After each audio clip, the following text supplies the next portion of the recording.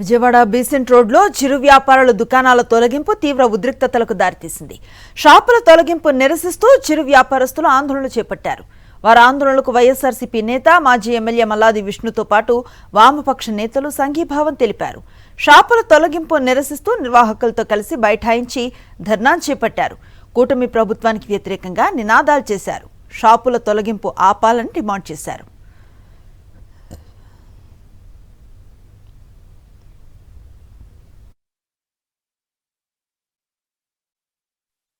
Besant రోడ్లో ఇప్పుడు చూస్తున్నటువంటి పరిస్థితి ఒకసారి అంచనా వేసుకుంటే సామాన్యుల పట్ల, పేదల పట్ల, హాకర్ల పట్ల ఈ ప్రభుత్వానికి ఒక పాలసీ లేదు అని చెప్పని స్పష్టంగా అర్థమవుతుంది.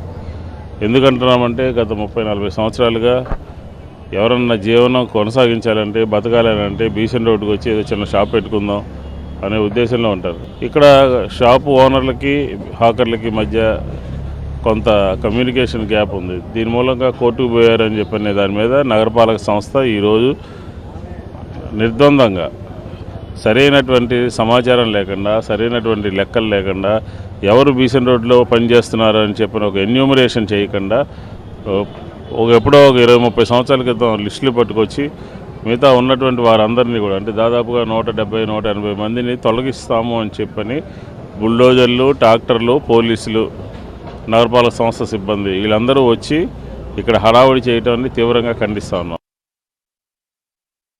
కూటమి ప్రభుత్వం P4 పేరుతో పేదరిక నిర్మూలన అన్నారు.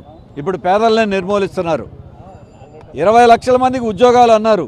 ఉద్యోగాలు ఇవ్వాల, ఉన్నటువంటి ఉపాధి కూడా పొట్టగొడతా ఉన్నారు. విజయవాడ బీసెంట్ రోడ్డు, గవర్నర్పేటలో కానీ, నగరంలో కానీ లక్షల మంది స్వయం ఉపాధితో రోడ్ల మీద బతుకుతూ ఉన్నారు. దశాబ్దాల నుండి బతుకుతున్నటువంటి వాళ్ళని పొట్టగొట్టి కోర్టు తీర్పులు అనే పేరుతో వాళ్ళందరినీ కూడా రోడ్లు పాలు చేస్తూ ఉన్నారు. కేంద్ర ప్రభుత్వము, సుప్రీంకోర్టు కూడా చెప్పేటటువంటిది ఒక రకంగా ఉంటే ఇక్కడ ఆచరణ దాని భిన్నంగా ఉంది. హాకర్స్కి సమగ్ర చట్టం ఏర్పాటు చేసి వారి యొక్క జీవనోపాధిని కొనసాగించుకునేటటువంటి దానికోసం, వ్యాపారాన్ని కొనసాగించుకునేటటువంటి దానికోసం బ్యాంకుల నుంచి రుణాలు ఇప్పించేటటువంటి సౌకర్యం కల్పించాలి. అలాగే పోలీసు నుంచి, ఇతర మున్సిపల్ అధికారుల నుంచి ఎటువంటి ఒత్తిడి లేకుండా చర్యలు చేపట్టాలనేటటువంటిది ఒక పక్కన చట్టం చెప్తా ఉంటే, దానికి భిన్నంగా ఈ రోజున రాష్ట్రంలో ఉన్నటువంటి కూటమి ప్రభుత్వం, ముఖ్యంగా Besant road, Vijayawada Besant road అనేక దశాబ్దాలుగా ఇక్కడ వ్యాపారం చేసుకునేటటువంటి చిరు వ్యాపారస్తుల్ని, తోపుడు బళ్ళు వ్యాపారం చేసుకునేటటువంటి వాళ్ళని అకస్మాత్తుగా రోడ్డు మీదకి వేసి వీళ్ళందరినీ కూడా తీసేయాలనేటటువంటి ఆలోచన దుర్మార్గమైనటువంటి చర్య. బీసెంట్ రోడ్లో 257 ఉన్నాయి అని చెప్పారని మీరేగా లిస్ట్ ఇచ్చింది. మీరేగా లిస్ట్ ఇచ్చారు. ఎవరికి ఇచ్చారు? మీరు అఫీషియల్గా ఏర్పాటు చేసినటువంటి స్ట్రీట్ వెండింగ్ కమిటీకేగా ఇచ్చింది.